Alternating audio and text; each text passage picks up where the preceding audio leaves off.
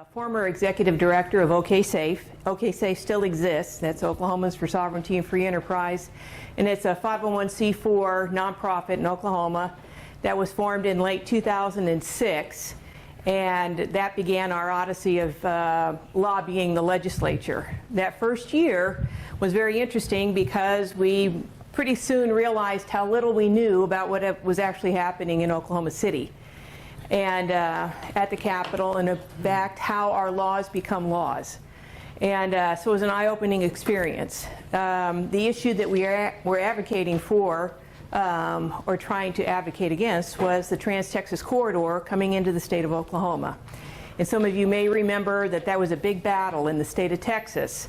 And it wasn't just a highway system, it was a completely different kind of system. As one headline said, it's not your grandfather's highway. It was 10 lanes wide. It consumed 146 acres of land per linear mile, and it included rail, truck, passenger rail, and the fiber optics and the aqueduct underneath. I mean, it was a huge project. And very few on and off ramps, toll roads, and under foreign management. So they had to design, bid, build, manage, contract with Cintra Concesiones out of Spain. So it was not the same kind of a highway system. In that, they also had something called a Comprehensive Development Agreement, which prohibited the state of Texas from improving the free highways so that people would be forced to go on the Trans-Texas Corridor, which was a toll road. So because of the pushback in the state of Texas, a few of us had gone down to Texas. I attended a meeting in Sherman, Texas. And that's when I saw the representatives from the Federal Highway Administration, the Texas Department of Transportation, and other entities meeting with the public. And in the room was larger than this. They had the maps of the proposed route of the corridor. And it was supposed to be a public meeting to give input into the direction and the location of the corridor, right? Remember, 146 acres per mile. The route was already determined. The public hearing was window dressing so that they could say, as part of the environmental process, that they had met with the public and gotten input. There were people there who had owned their property for 146 years. It had been in their family for decades. And it didn't matter that it was bisecting their property, so their land would be not only what was lost, but split. And it didn't matter. So there was tremendous pushback there. We realized it was along and according to, about lined up with I-35, roughly. Well, I-35 comes into Oklahoma. So we began, I read the law that Texas passed. The state of Texas only meets every other year. And there was language in there for a smart corridor and something called the Trans-Texas Corridor. Why would the Texan legislature pass that? Because they didn't know what it was. So we looked for the same language, similar language up here, found it, and it starts with something called the streamlining the environmental process, streamlining the NEPA process. All right, so we were looking for that kind of legislation. So we're bringing the arguments about the Trans-Texas Corridor, met with some legislators. We had some that listened. Senator Randy Brogdon was one of them. Representative John Wright in the House was the other one. And so we began to have these discussions. Now here's our mistake. I was bringing proof, right, of all these things that were happening, massive amounts of documentation during session. And they said, can you pull it in bullet points? Well, I said, well, here, I mean, you have to understand the whole thing, right? And that's not the time to do that. So we learned also that we were strangers down there as the public because there was already an institutional lobbying atmosphere there. The guys in suits, not the regular citizens, not that we don't wear suits, but that was not them. So we were looked at as weird. Here's the public. What are you doing down here? This is our turf. So, like I said, it was an eye-opening experience. We learned a lot. By the way, there are something like 900 registered lobbying principals in the state of Oklahoma, including AIG, Merck, Pfizer, all of the banks, all the credit card companies, all the big guys, and a lot of little ones. But the role of a lobbyist, I learned, is either offense or defense. You are a lobbyist just by the fact that you have ever advocated for or made a phone call about a piece of legislation. You are therefore a lobbyist. So lobbying is not bad in itself. What it has become, though, is the monster. So it's our legislature. We did learn how to present presentations in bullet points, how to make an argument concise. And we also learned that you do not advocate with stacks of paper during the legislative session because the ball's already rolling. So through the years, we learned to advocate on other issues that had to do with data collection systems. So we came in the highway door. Prior to that, I'd come in the education door. Came in the highway door, learned all kinds of stuff, and I became a researcher and a policy analyst. So don't let anybody ever think it takes special training. If you can read and you want to find the truth, you can do that. You have to understand what the process is and then apply it. All right, so out of this came a presentation, and I stole the title from a John Wright presentation. This is a whole lot better, but it says Citizen Involvement in the Legislative Process. We live in a representative republic. We actually live in what's left of a representative republic. Whatever the founding fathers envisioned for this country is way far off course. All right, so our job, hopefully, is to kind of remind people that that's what we're supposed to be as our structure of government, and let's kind of start to bring it back. So this is in the legislative process, simple action steps. This is broken up into 3 presentations, a beginning, an intermediate, and an advanced. And we'll take breaks in between. If you can only do the first part, you are miles ahead of a whole lot of other people that are your neighbors. So don't worry that you don't get to the advanced or understand it today. If you can just do the beginning, you're way ahead. By the way, I want your phones on. Okay, and out. All right, we're going to start with the basics. So everybody have their PowerPoint presentation? Yes. Oh, gotcha. All right, take notes and stop me anytime you have a question. And also, are we access to the internet? Oklahoma 1907 with a capital O is the password for the Wi-Fi. Okay, everybody got that? Okay, Oklahoma 1907. Correct. And what's the password? Capital O, did you say? Okay. Yes, that is correct. Okay. All right, so this is part 1. We have a bicameral legislature. Bicameral, bi means 2, so we have a House and a Senate. On the Senate side, you have 48 senators. On the House side, you have 101 House members. There are more House members. They are elected every 2 years, and they turn over, hopefully, every couple of years. The House was originally devised in our founding as to be the closest to the people. That's why they had more frequent elections, which kept them more on their toes and more in touch with the electorate, because they are the people's house. The Senate has a longer term, and the elections are staggered. You elect every 4 years, they serve a 4-year term, and every 2 years, half of them are up for election, all right? So it's staggered. It's even and odd. I live in Senate District 39, so this election coming up is when the odd-numbered districts are up for election, all right? So 101 House members, 148 senators, and those are the people that you're going to be advocating to.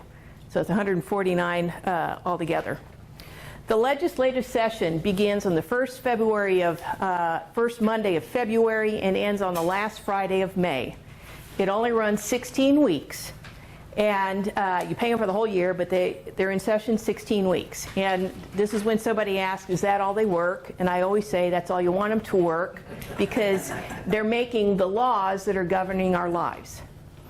So that's in between. So our session, the next session, the formal beginning is February 6th. They're already beginning. They had deadlines in December to submit ideas for legislation and hold a spot for their bills. And they will have a meeting in January where committee assignments are made, etc. So they have preliminary meetings, but the gavel clicks or begins on February 6th, okay? In between, all those other weeks in between is called the interim. That's when you do a lot of lobbying and meeting with your elected official, just like Chamber of Commerce does, AIG, all those other companies are advocating in the interim, all right? That's when you have the greatest opportunity to meet one-on-one with your elected official and make an impact or an impression. All right, in your phones, if you don't mind, go ahead and add your state senator and your representative to your phone contact list right now. This is a working session, so take as long as you need. You should have handed out the list of all the House. You got it? Thank you. Thank you for my helpers up here on the front desk. Front table. And please ask questions anytime. Yes, sir. You said it was bi what? Bicameral. What does cameral mean? Bicameral means two houses. Unicameral is one house. Both the Senate and the House meets in one chamber at the same time during the same session. Nebraska is unicameral. We're bicameral, and that was by choice at the founding as a republic, so that there would be a difference between your elected officials, and you'd have two chambers to advocate and balance each other out. Okay? All right. If you do not know where you live, let me know when everybody's got their representative's name in their phone and their senator's name, and if you need help. Everybody got it? Yes, sir. I just need help. I don't know what district I'm in. Okay, legislature.gov. I can find that out. I got it, yeah. You got it? Okay. Let's see, let me clear this out again. Okay, Does anybody else need any help finding who their legislators are? what's your address? I mean, where are the cross streets? Sheridan and 95th Street. On Just south of Creek Turnpike, Creek Turnpike on the east or west side of Sheridan? west. West side. You're in Senate District 39. 39, okay. Thank you. That's Dennis Lusky, I think. No, Stanislavski's Crane. Oh, I is he mean, across the street? 39 is Crane. That's my district. Oh, is it your district? Yeah, in the district island. Senate District 39 runs down to 101st Street, and on the eastern side is Sheridan. So if you're west of Sheridan and before 101st Street, you're in Brian Crane. And they run, how far north does his go, 101st? I-244. Oh, It's a straight shot up. Has everybody else got theirs? You have yours? I'm assuming it's a common phone number, right, for all these people in the Senate. In the Senate, you can get their There's no direct, phone numbers on there, so. yeah. If up here, if you go, here's the number. Yeah, okay. And then right here to put in your own, your guy's office is 405-521-5 plus whatever the extension is. Oh, okay. You got it? Yep. Yeah. All right. Okay. Are you Brian Crane? Yeah. Okay, so Seth Rod is his legislative assistant, so it's 405-521-5. 620. Yep. All right, that's his office, and put in his email. I got it. You got it, all right? Is the district for the representatives a different number? Yes. Your Senate district is large. It represents 64,000 people. The House side represents about 35,000. So you're going to have multiple House districts in one Senate district. It's like 60. What's your first name? You told me and I forgot. No, your first name. You know what I mean? I can't imagine. Would you be registered as well to vote? Okay, everybody got it? Could be Gerald Williams. Okay, so we're all good? Everybody's got it? All right, you've done the first step. Yay! Okay. All right. So you're way ahead of your neighbors. So what I'm going to ask you to do is share that with your neighbors or somebody in Sunday school who's in your same district or in your precinct. All right? Now, the next number you're going to put into your cell phone on your contact list is the number for the House and the number for the Senate. And you've got two numbers. For the House is 405-521-2711. And if you have a way to make that a speed dial, that would be good. Put it in there as a speed dial number. Because we can't text and drive, but you could put it as speed dial. In the Senate and the House is 800-522-8502. The reason, that's the switchboard, and the reason you need that number is if you don't know the extension, you call the switchboard and say, ask to put me through to Senator Stanislavski, or put me through to somebody, or on the House side. your rep. On the Senate, they used to have a toll-free number and they don't anymore. So it's a direct dial of 405-524-0126. So just put those numbers in your cell phone. The next one is to put in the governor. Governor Mary Fallon's number is 405-521-2342. All right, you put the governor's number in there. And why? Legislation advances to the governor's office. So you can advocate to the governor to either support a piece of legislation or to veto a piece of legislation. So you're going to advocate with the executive branch as well. And if you want, you can put in the address of the Capitol so that when you go there, you know where you're going, which is 2300 North Lincoln Boulevard in Oklahoma City. And it's about an hour and 25 minutes from your front door to the Capitol. Down the Turnpike, which is now $4.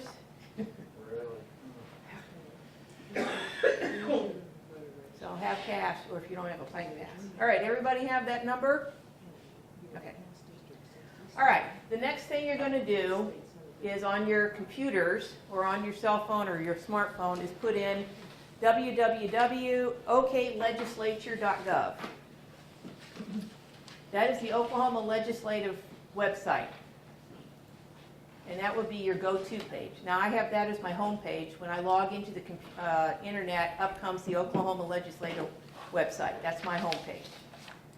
And the reason I do that is so I don't have any excuse not to know what my focus is. Okay? So everybody should have that.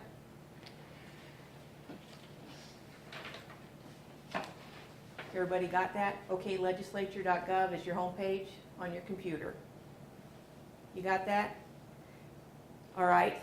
Now, I'm just going to show you on the screen right here because it'll be a little quicker. Right here is the home. Now remember, we have a bicameral House and a Senate.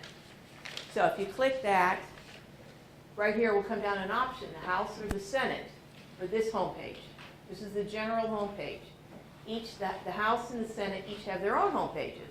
So you would click that, a drop-down menu appears, and you click House or Senate, and they have their own home page. Legislators, if you want to find your elected official, this is the legislators option. That drops down, and again, House or Senate, because you have both.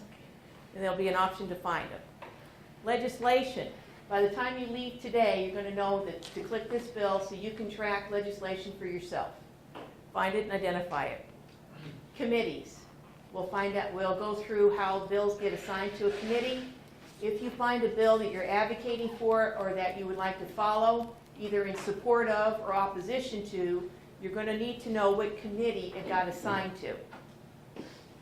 Calendars, you're not going to deal with that too much unless you want to know when a bill is coming up, what the legislative calendar is. Video. That's an important one.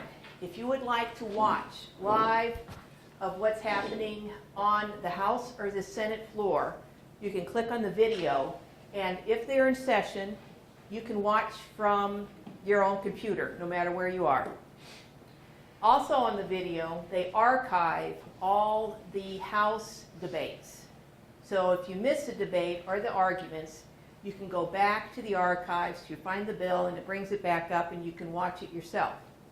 Now, why would you want to do that?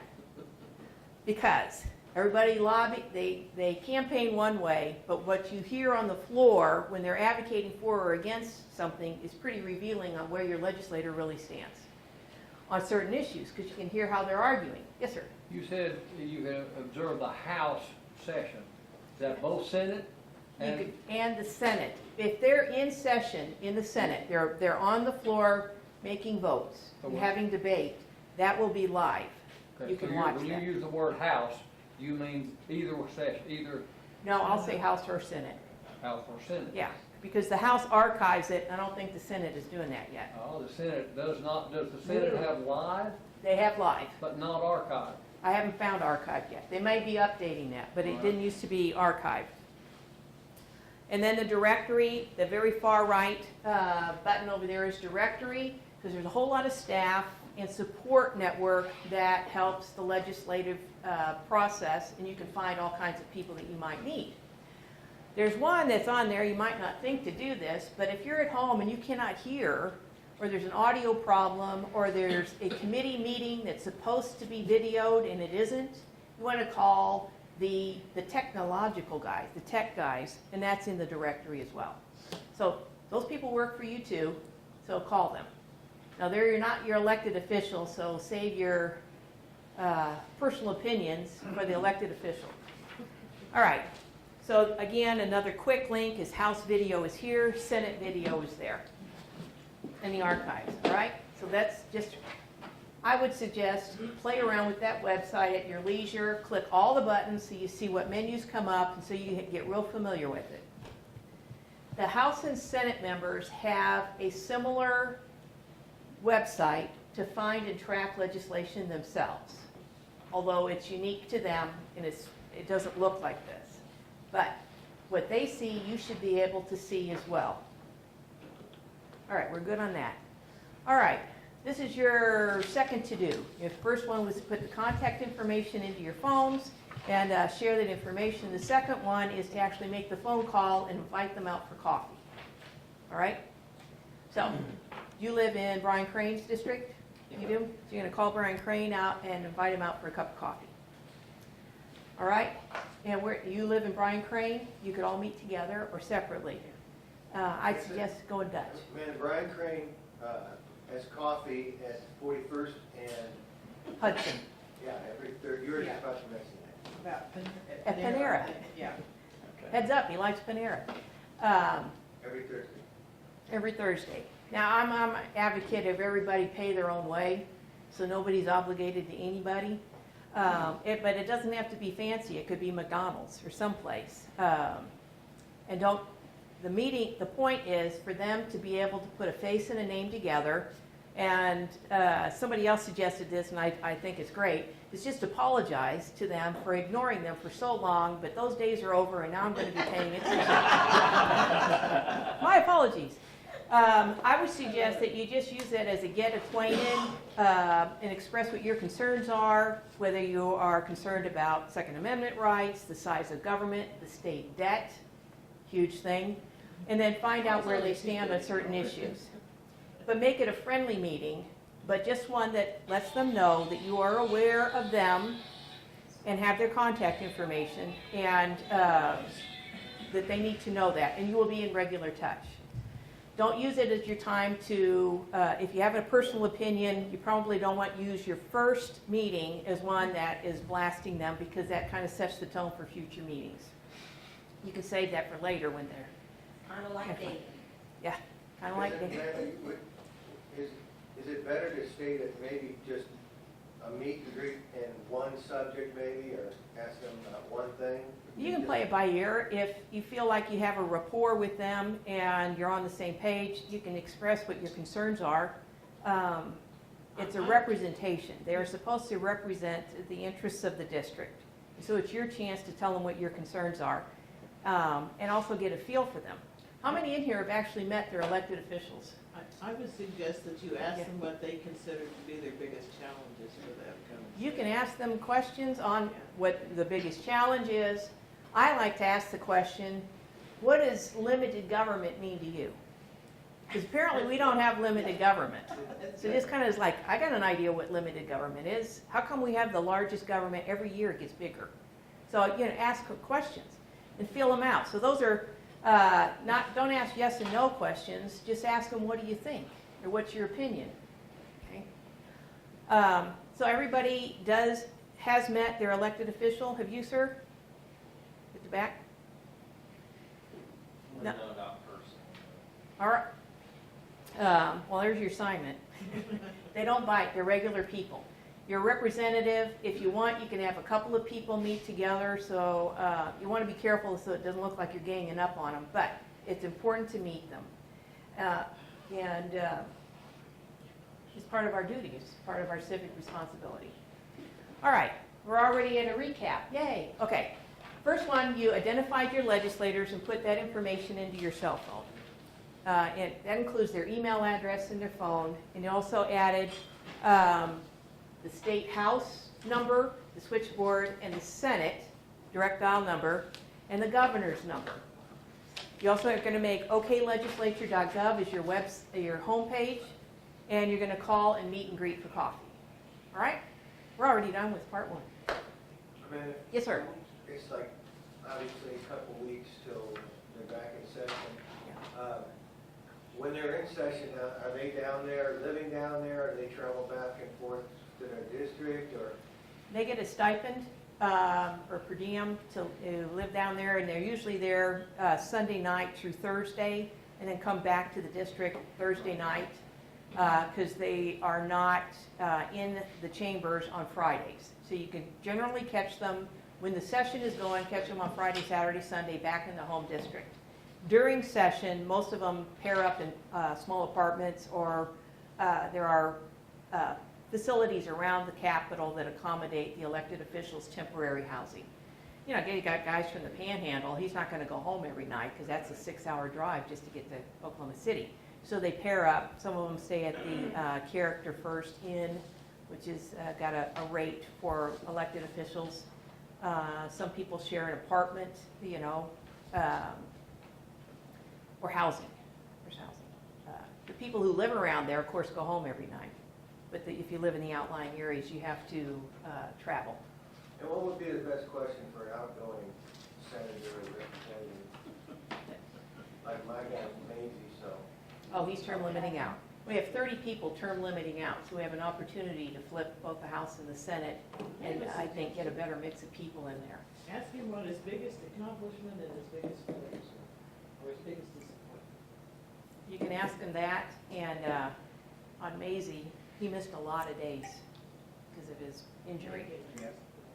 So I don't know. And he did, I guess he headed a finance committee, or?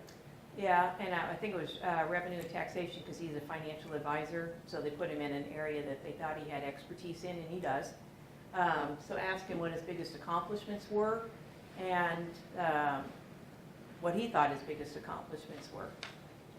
Maybe what his plans are for the future, if he has any. Well, he probably was staying in his business center. Yeah. He has meetings at his office periodically. Been All right, lobbying. All right, we're already on to the next part. Lobbying. How many in here have been to the Capitol? Yay. All right, so you go west on the Turnpike, get off and get down there, and you can park on the south side. You can park on all sides, but the easiest way is to park on the south side of that, and that's the entrance. The first time I went to the Capitol was in 2001. I took the kids down there, and I actually walked up the front steps and went in that middle door. They didn't have all this stuff yet. Might have been 2002 or 3. This secure door over there came after 9/11, a couple of years later. So everybody goes through there. You have to leave your gun in the car, you have to leave your bat and the signs and all that stuff. You have to just take yourself and your paperwork in. You can't take weapons. Whatever they are. All right, so I just took this picture here, and they were getting ready for Christmas. And so that's the entrance that you go in from the south side. All right? When you go in, you go through the metal detector, and nice guys standing there, and then straight ahead is an elevator, and you just hit the button and say 4th floor. Why? Because that's where most of the offices are. That's the rotunda. You can look down. And that is where the entrances are to both chambers, so you can call your elected official out to talk to you. Yes, you can do that. All right. When you get there, if you've never been there, this is your chance to go ooh and ah, because we have a fantastic collection of artwork at the Capitol. It's really pretty inside, but you kind of got to get it out of your system because you're going to be looking around at all that stuff. So take time to do that, but then get down to business and find the bathrooms, which are off on the wings. And they're on the same place on every floor. And the House and the Senate wings look almost identical. So just know the House, when you come in, is over on the left, and the Senate is over on the right. All right, so there's the dome. Remember when Frank Keating was the governor, we got the dome. And that's the hallway for the House, and there's a nice legislative assistant at the time. She now works over on the Senate side. And those are the offices that you're going to knock the doors of. All right, so it's user-friendly, and it's pretty easy to understand. And I just took pictures because it kind of, if you've never been there, it's a little intimidating. It's a big building. But you can get in there and it's pretty straightforward. And I'm sorry it's so dark here.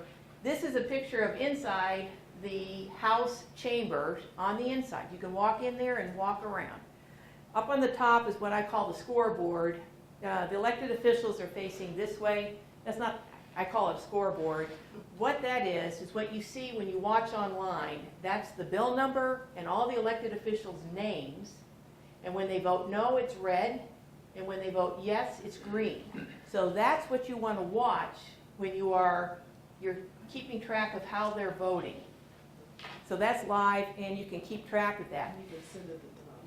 And so if you go there, you go up to the 5th floor and you can sit in the gallery, all right? It's not like Parliament. You can't talk from the gallery. You can't say, ooh, you can't do anything up there. You have to be polite, and they've got guys in green jackets. You're going to make sure that you are. And also, if you go to the beginning, you cannot wear a candidate's campaign shirt. You cannot carry campaign materials up in the gallery. So if you go up there, now what I like to do when I was going up there, and I know other people do, is your legislators are facing the front. You go up in the gallery and you walk around and make sure that they see you up on the balcony, so that they are aware a constituent is up there. And so then you go back and sit where you can see that and listen to the debate and see the bill that's up for it. Now why is that important? Because if you're watching from home and your bill is up for discussion that you're advocating for or against, you get out your phone and you're going to text your elected official and say, I hope you're going to vote no, or I hope you're going to vote yes. And you'll watch them and they're looking down and they're getting a message, okay? Now take in consideration there's a slight video delay, so you got to be quick. So you can see what bills are coming up next and advocate right then. And the only reason I say that is there's plenty of opportunities for you to keep track of what they're doing and communicate with them in real time because of the advances in this kind of stuff. They all have a smartphone, they all have their computers with them, or an iPhone, and the bills are on their phone and their emails are on the phone, okay? And you can watch it. They'll see them getting a vote. And you can send it to multiple people at the same time. It's not just the one. You can send it to 5, 10, 20, 100. So there's lots of ways for you to advocate right from home or wherever you are, just not while you're in the car. Or at least pull over. Pull over. All right, when you're going to lobby, let's say that you want to lobby in person. You have 2 places you can do this, at the Capitol or when they're back home in the district. Either one is called lobbying. You can do either place. If you're going to go to the Capitol, you can make an appointment to make sure that they're there. They're not always there Monday mornings, especially if they had to drive a distance.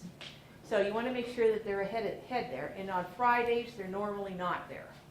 So just keep in mind that you have to be aware of the schedule. You can come by appointment or just drop in. You can go in groups of 2 or 3, or just by yourself.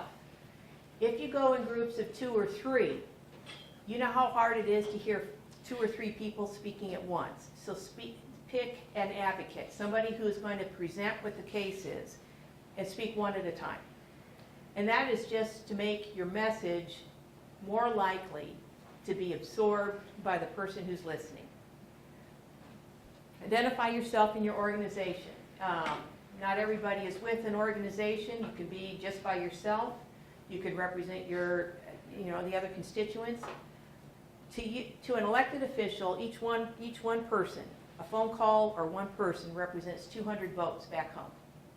That's the potential impact one person has. So you are important in their mind. All right, so when you get their chance and they're lobbying, now keep in mind there's a whole lot of other people probably doing the same thing. You want to keep it brief. If you have an appointment, say you need 15 minutes or whatever, and so they've got a heads up. And so if you have an appointment, stay your designated time. If it's not and there's nobody else available, stay as long as the discussion needs.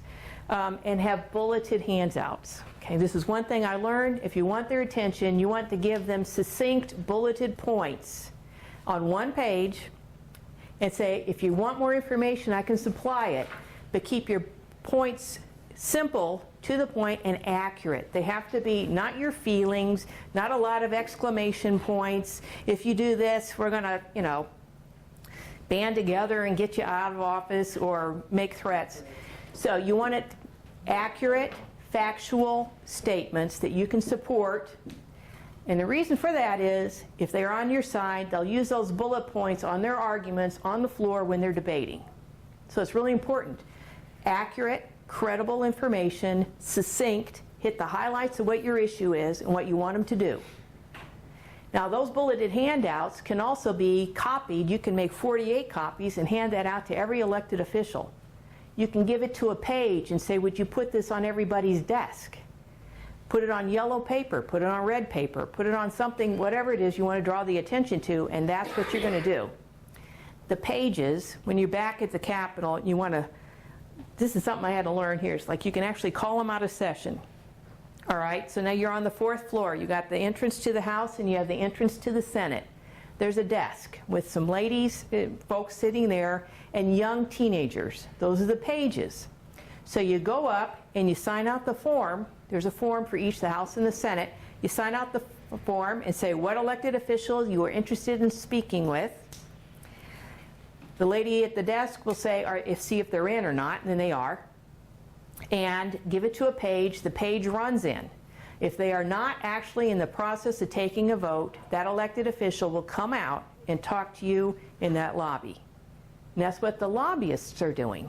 They're calling people out and advocating for their bill in person. And they have to come out.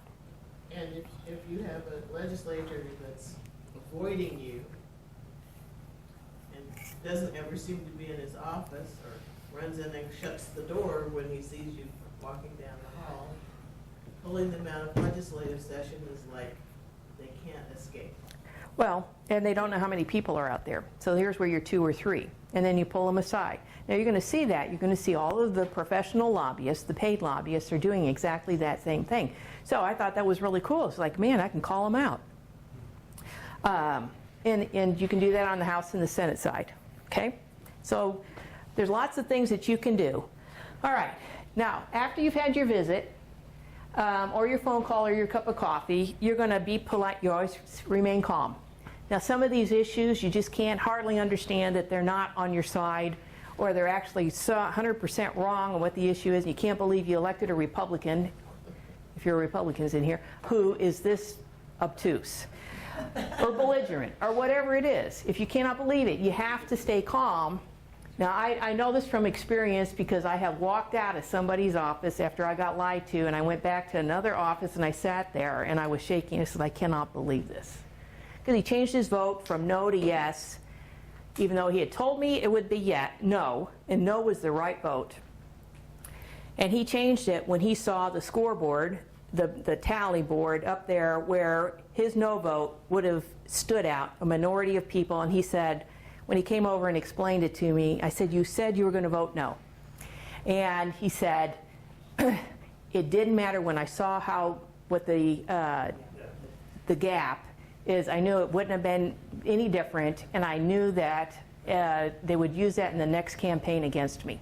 He had just gotten elected, and he's already thinking about the next campaign. And this guy squeaked in with 16 votes. So, that was, I mean, you just learn. These are people, and you want somebody who says, I'm going to vote no. And he didn't get any new information. He just saw the board. All right. Explain what your interests are. Get to know the legislative assistant. The legislative assistant, that's the man or woman at the front desk who's going to take your information. They're not your elected official. Most of them are very fine people and will do a lot to help you. So be polite to them. Yeah, they're the lion at the gate. Send a thank you. That kind of stands out too, and keep in touch by phone and by email. So far this is pretty good. If you have a Twitter account, you can also Twitter, a positive tweet. Can you believe our language? Positive tweet about, I really love Senator so-and-so. Or I'm very grateful that Representative Pam Peterson is my rep. Whatever, you want to do that. If tweeting's not your thing, don't worry about it. So here's your message. This is pretty clear, right? No more crony capitalism. Everybody know what that is? Favors, financial favors for special donors, corporate donors. Okay, and tax credits. All right, if you're going to write to your elected official, a lot of us have opinions. Try to keep those opinions in one screen on an email, not a long page. And you'd say, I am very concerned about House Bill 1809. This particular section is troubling. I would like you to vote no.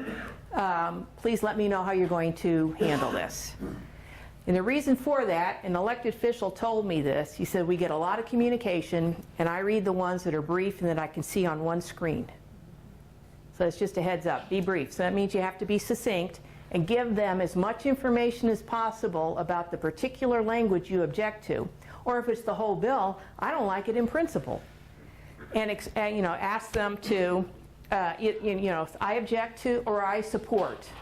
In the subject line, put what bill and number it is or what it's called. So everybody knows at the federal level the Patriot Act, but you don't know the number of the bill, right? If a piece of legislation in the House or the Senate has gotten a name associated with it, use the name and then put the number. Because there's 2,000 bills that are introduced, they're not going to remember the numbers necessarily, but if it's a name, use the name and then the number, okay? Include excerpt from the bill and the page number if you've got it. Use your own words. Now, why do I say that? There are a lot of organizations out here that are national organizations. Some of them are state-based. But they say, add your name to this petition. And they have the words already ready, and then you just put in your name or add something. They don't read those. That just becomes a mess. How many people said yes? How many people said no? Put it in your own words if you're taking a position. Sign your name, home address, and phone number. You want them to call you. You can advocate for somebody who is not your elected official. You can call any senator, any representative, not just your own.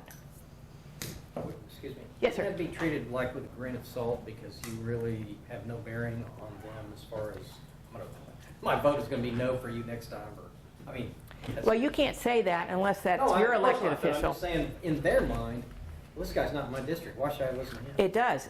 Yes, it does. It makes a difference for some people. Well, I'm not hearing from my own constituents. That's how we got the Pop Museum down here in Tulsa. Well, the advocate, somebody who voted for it, who really should have voted against it because it's a boondoggle. That's my opinion. But the Pop Museum was a very there's a lot of debate over that and a lot of disagreement because we're already in debt. Why are we going to go into more debt to warehouse broken guitars? So the arguments were by somebody who shouldn't have known better and where it's going to go financially, should have voted no, in a lot of people's opinion. And he said, I was hearing from more constituents, whoever those are, that wanted me to vote yes in support of it. So that's his out. So you're right, it's to that point. Other people in the state didn't want it either because other people in the state are going to be paying for something in Tulsa. So we got the Indian Cultural Center and the Pop Museum in one session, and they both should have been no because they're just going to be money pits. So, And it's always true that, and you get this a lot with federal reps. I know we're talking about state here. Well, you don't live in my district. Well, I don't live in your district, but your vote affects my life and my family just as much as it. once you're an elected official, it doesn't matter if your constituents are independent, Democrat, or Republican. They are the people you are supposed to represent. And you got elected, hopefully, based on advocating for principles of good governance. We're supposed to be electing principled people. Does the principle apply? If you apply those principles, it doesn't matter if it's a party thing, and it shouldn't be a party thing, it's right or wrong. So, and the laws affect everybody, or they're supposed to. It's supposed to be general in nature and equally applied. That's the concept behind the legislation. So, if I understand this right, you're saying it does make a difference even if you don't live in that legislator's district? Because he's going to have to vote on it, and he needs to know that there's momentum behind it. But as far as re-electing him, you're right. It doesn't affect him as much if it's not his constituents. But if you have a friend out there in the panhandle, and say, or a cousin or something else, say, hey, you need to call too because that's your rep. The voices all matter. 5 phone calls can change a vote. And it doesn't really matter if you're a constituent. It helps if you're that guy's constituent, but they all have to vote on the bill. So 5 phone calls can flip a vote. And another thing is oftentimes they only get the paid lobbyist point of view on a piece of legislation. And sometimes if you call them up and give them a totally different point of view, it's like, wow, I never thought about that. And the lobbyist has also provided them all the talking points necessary for them to support the bill or advocate against it. They provide them the ammunition, and it's much easier for the elected official. Well, you have to do the same thing. Provide them good, succinct, accurate information, factual information, so they trust your opinion, and you've been proven to be accurate, and let them run with it. They'll advocate for you if you help them. Okay, they're not all experts on every subject. So if you have a particular subject that you've really researched and you know about and it's credible, use it. All right. The other last one on here is write letters to the editor. You can also do Facebook posts. If you have a Facebook page, put it out there and share it with your network of people and say, this is really what I'm advocating for. All of this is at the state level. If you have a network of friends in the state, let's apply it in a place that's going to most readily affect us, because the federal government is so big, is really far gone. Let's make Oklahoma to be more reflective of the people here, and let's start protecting Oklahoma. And that's where we really have the most impact. Okay. All right, we're going to do a review, and then we'll take a little break. Okay, call and visit all of your elected officials, which is only 2. And by the way, if you go to the Capitol, drop in and see Mary Fallon. And Larry, Lieutenant Governor Todd Lamb. And if you're there, you can drop by the Attorney General's office and say hi to Scott Pruitt. They're all right there, okay? Might as well make it count. Lobby in person, by phone, or by email. Write letters to the editor. We have Tulsa, the Tulsa Beacon, you have the Tulsa World. If you live in a smaller community, you've got a little neighborhood newspaper. People read those. And in fact, you can send a letter to the editor to the small newspapers and communities. It doesn't have to be just your town. They're looking for content too. So there's lots of ways that you can amplify your one voice. And your church friends, if you go to church, people in Sunday school class, share it with your pastor. If you're going to listen to your coworkers, if they won't say, don't talk to Tom. Anyway, but there's lots of people that you can advocate for or with or help train. And if you have a spouse, get your wife involved or your husband involved. Put capital contact information and share it. It doesn't do any good if it's just for you. You got to share it and kind of make disciples, which is what we're doing right now. Last weekend, the Republicans gave a rebuttal radio address to the president's Saturday morning address, and I took issue with the lady rep from Missouri and her rebuttal. So I found out where her district was. I found out the 3 or 4 newspapers in her district, and I sent a letter to the editor of those 3 by email to those 3 newspapers, calling her out on her hypocrisy. So you can, all those things are available. Now I have no idea whether they published the letter or not. But it adds momentum. Put it out there, and so somebody should get on it. People don't know, Peggy is very active and she writes really well. So, and she's in touch. So you can do that. And your network is what is the network that you understand, and it's only 1 or 2. It can only be 1 or 2. It doesn't need to be a lot. The American Revolution was won with very few people. 3 to 5% of the whole population. And Gideon's army was a fraction of what Gideon was hoping it would be, and they won. All right, we're going to take a little break. It's like a 5-minute break, and I'll answer any questions. And again, I'm so sorry we started late. The bathrooms are right around here. Of the screen, so everybody needs to use the restroom. And are there still donuts left? There's donuts, and there's coffee, and there's water. There you go. All right, we'll have other breaks. All right, I did have access to the internet, and I just want to click a few buttons here just to show you, and I improved the resolution just a little bit. See if we can do this. But up here is the House see where it says House? I don't know, it's really tiny here, but it's Legislature home, Senate home, and House home, all right? So let's just go to the House homepage just to show you the difference. And this is the Oklahoma House of Representatives homepage. And it's very informative. They're really updating it. This picture, this whole screen looks different than it did a year ago. So the IT department and the improvements on the legislature's websites are getting better and better every year. So you're going to see more information. In my opinion, the House has a better website than the Senate, just because it seems to be more user-friendly and you have more options to click things. So here's the House of Representatives, that's the chamber, and links to our popular pages, audio, video, that's the one you want to hear and use. Committee votes, that actually tells you how they voted in committee on a bill. That's really important because you can call them out. You voted yes, or you can call them out and say you voted no, all right? A lot of elected officials have been hiding in those committee votes. And we'll get into the importance of committees and lobbying. Remember, we've got 101 House members and 48 senators, but in a committee, you have 10 or 12 people. It's a whole lot easier just to advocate with 10 or 12 people than 101.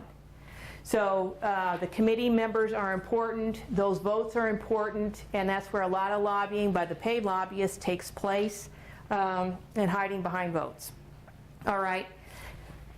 In between session, right here are floor agenda, floor amendments. Let me get on this side here. Floor agenda, floor amendments, floor votes. If you want to see how they voted on a piece of legislation, it goes through several steps. Did they vote for it at every juncture or not? House publications, if you want, you can read that. Interim studies. If you want to get a hint of what the legislative agenda is going to be in the next session, look at the interim studies that were approved. Out of those studies comes the kernel or model legislation for the next session. So this is where you're going to get some insight as to what's coming up. And the site map and visitors with disabilities. So that's information there. This is meeting notices. You can sign up to have an automatic email sent to you. So if you want to track a piece of legislation, if you click over here, you can also find a bill here if you have the bill number, and track bills. All right, how am I going to track bills? I have a job. I have things to do. I would like it to come to my inbox.